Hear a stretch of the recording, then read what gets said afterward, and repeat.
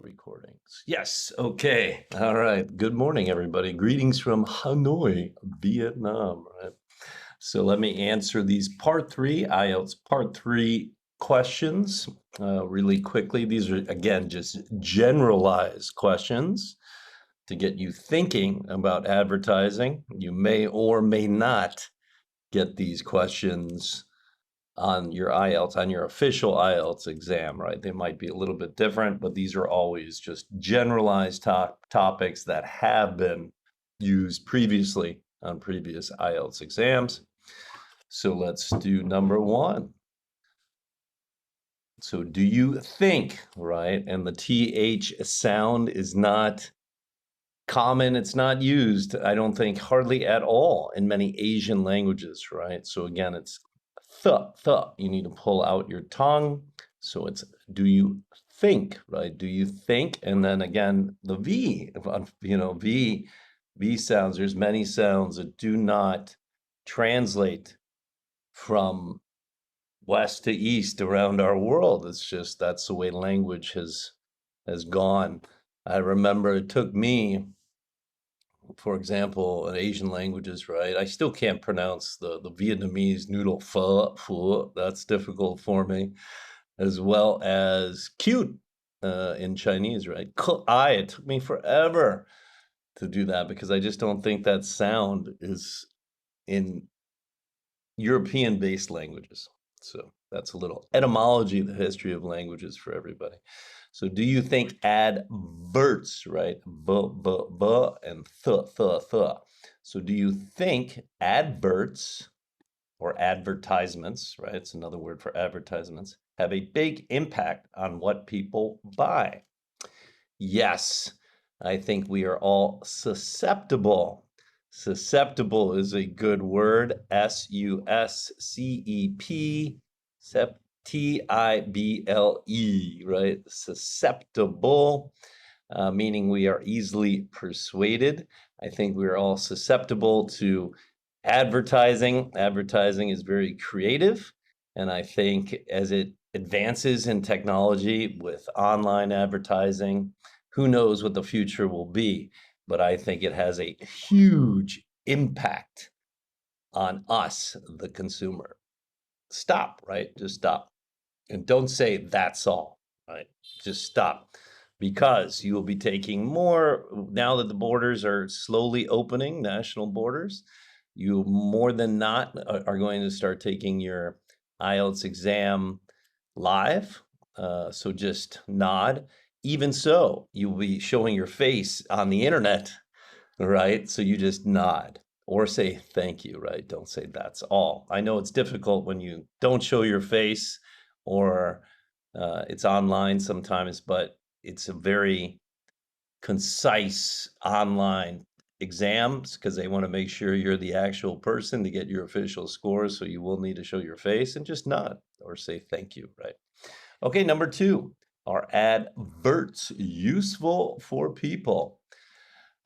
It depends. I am 50-50, right? So it's half and half. I am 50-50 whether they are useful or not. Sometimes they can bring attention to one's needs, that it's a product or a service that you are looking for, which is good. Other times they can be annoying and very repetitive. So it's up to the person to sift, right? Is a verb, S-I-F-T, to sift through the advertisements and see which one is good for them or not. Okay, number three. What kinds of adverts are most common in your country? I am from America, from the US, so I would say most definitely it's progressing and has progressed towards online advertising. So everything is data mined, meaning once you type in a certain word or a certain need, then more advertisements pop up according to that particular need. It's also now voice sensitive. So if you talk, sometimes even over your phone, or I know Amazon has Alexa, I think, and Apple has their own version. So even if they hear you talking about a particular need, you will get flooded with advertisements. So yes, I think it's online advertisements in the States, in America. Okay, number 4. Which are more effective, adverts on TV or adverts on social media? Right? It's not media, media, 3 syllables, right? Media. So which are more effective? Adverts on television, right? TV, television, or adverts on social media? Yes, I think social media, because nowadays everybody is on some kind of social media. That's how we communicate. We used to communicate by typing in a message. It was called Morse code. I think the inventor of Morse code typing in a message. And then we were so happy to get telephones, telephony, and now we're right back to texting all the time. No one wants to speak live to anybody. So I think social media is more effective and more prevalent, right? Prevalent, which is more important, right, than TV. Okay, number 5. Do you think, right? Again, think advertising aimed at children is acceptable? It depends. It depends what you call a child. So in America, it's generally anyone under 18 is a minor or is considered a minor or a child. Of course, parents can block certain ways to advertise or certain can block certain advertisers from advertising to their children.